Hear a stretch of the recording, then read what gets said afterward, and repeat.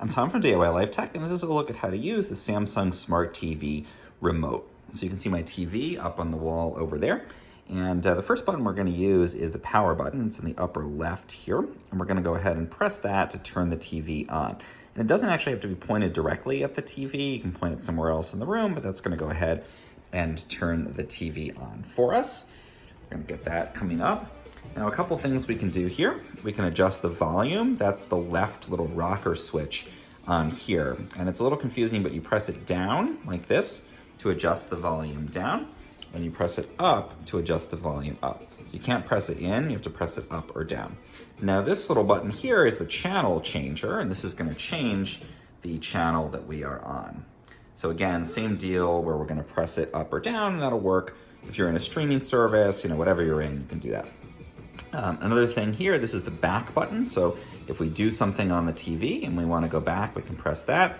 The home button is what we use to get to our home screen, where we can select our different services and that kind of thing on the TV. And again, if I want to go back, I can just press that back button. It's going to take me back to where I was.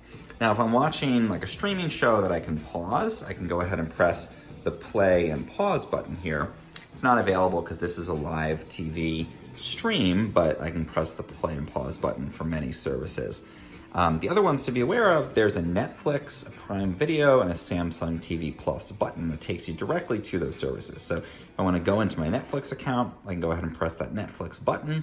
It's a one-button shortcut. It's going to go ahead and pull up Netflix on the TV and get me right into my account. So you do need to be subscribed to these services in order to use them. The Samsung TV Plus does come with the Smart TV. So that's sort of the free channels that you can stream. So I can press that and go back to where I was a moment ago there. Some other things that are helpful that I use, there's a voice search function. So you can press that and search for a show using Amazon Alexa. So I just press that down and hold it, and then I say what I'm looking for. So I can say, like, find kids shows.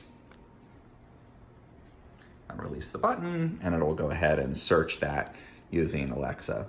I don't know if it heard me there. I don't find that always works, but it can be helpful if you don't want to have to go through a menu. So those are the main functions. There's a couple of other function buttons on here that you can use. I don't personally use them that much. This little photo one takes you to these backgrounds for your TV. And you can choose like a clock, and you can choose other things you want to put onto the TV there. And then I have not actually used this little 1, 2, 3. I'm not sure what this is up to. The other thing I'd say is to navigate through menus, you use this little rocker here. So if I want to, for example, choose a specific streaming service, I can press the side part of this, and it's going to move me through my different options. And I can go back, I can go up and down by pressing on these parts.